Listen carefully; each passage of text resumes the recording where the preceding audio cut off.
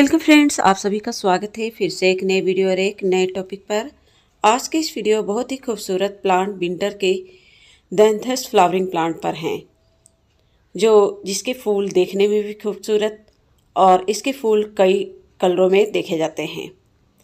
तो इस वीडियो के माध्यम से दैंथस प्लांट की पूरी जानकारी देने की कोशिश करूँगी। इसे किस तरह से ग्रो कर सकते हैं, किस तरह के पॉट इसके लिए ज़रूरी है, किस तरह की मिट्टी की आवश्यकता पड़ती है, कौन से फर्टिलाइज़र डालें ताकि ज़्यादा से ज़्यादा फ्लावरिंग ले सके, इसमें कौन से पेस्ट इंसेक्ट ज़्यादा मात्रा में देखे जाते हैं, यानी कि पूरी जानकारी दैंथस के बारे में दूंगी। तो चलिए जानते हैं।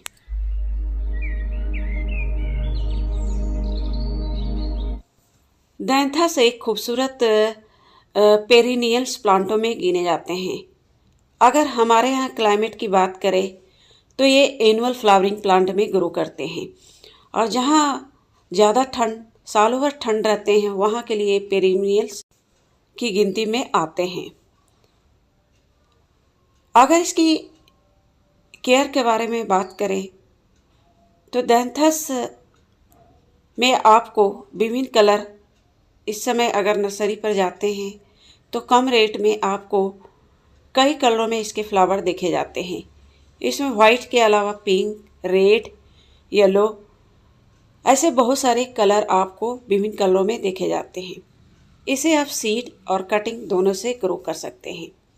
ये जो मेरे पास प्लांट देख रहे हैं ये पिछले साल के ही फ्लावर प्लांट हैं, और इस साल ज़्यादा मैं कुछ केयर भी नहीं की, सिर्फ समय समय पर फर्टिलाइज़र डालती हूँ और उतने से ही ये फ्लावर प्लांट अच्छी मात्रा में फ्लावरिंग कर रहे हैं। ये जो हैंगिंग बास्केट में आप देख रहे हैं ये भी प्लांट मिट्टी में लगे हुए थे।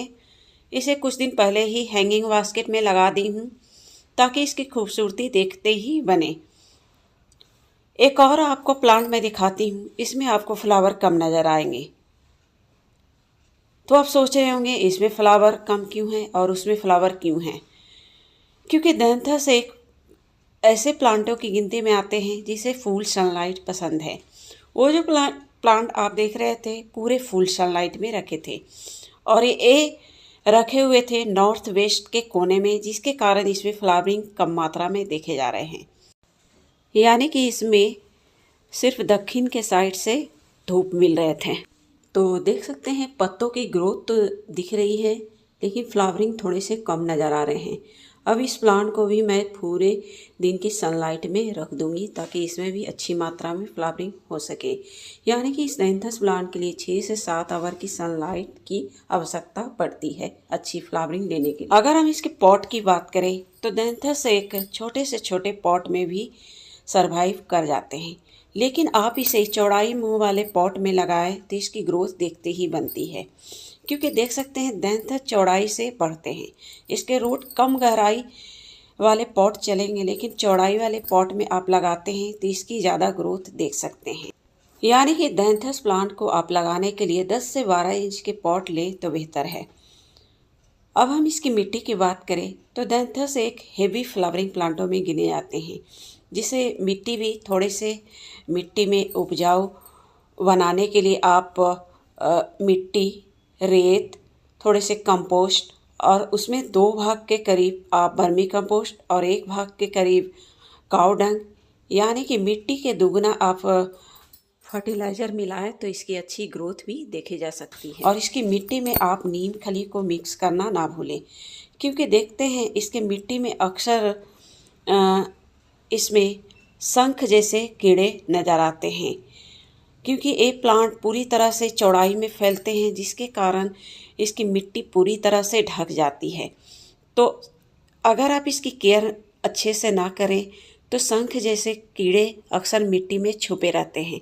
तो मैं दिखाती हूँ, इसमें भी आप देख सकते हैं पूरी शंख जैसे कीड़े आपको छोटे छोटे नज़र आ रहे हैं।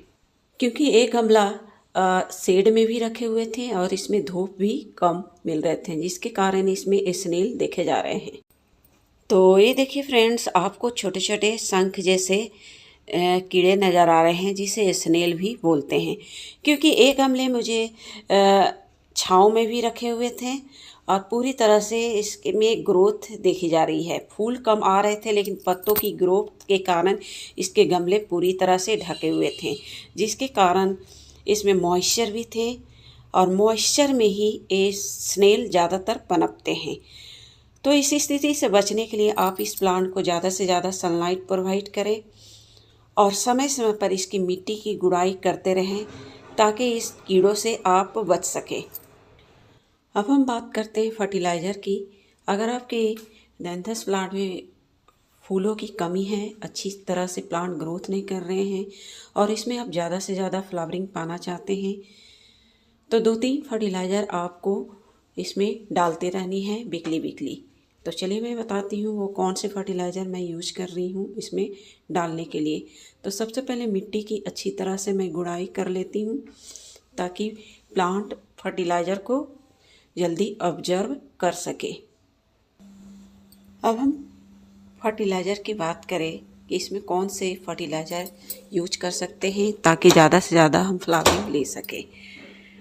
तो मैं जो फर्टिलाइज़र बना रही हूँ वो कई चीज़ों से मिलाकर बनाए गए हैं। सबसे पहले ये मस्टर्ड केक है और उसमें मिला रखी हूँ DAP के कुछ दाने, जिसे मिलाकर पूरे अच्छी तरह से घोलकर आप इस फर्टिलाइज़र को यूज करें वीकली। इस समय आप चाहें तो इसकी कटिंग भी लगा सकते हैं और ढेरों प्लांट बना सकते हैं। तो फ्रेंड्स, ये कुछ केयर टिप्स थे डैंथस प्लांट के बारे में। तो मिलते हैं फिर नेक्स्ट वीडियो पर, तब तक के लिए धन्यवाद।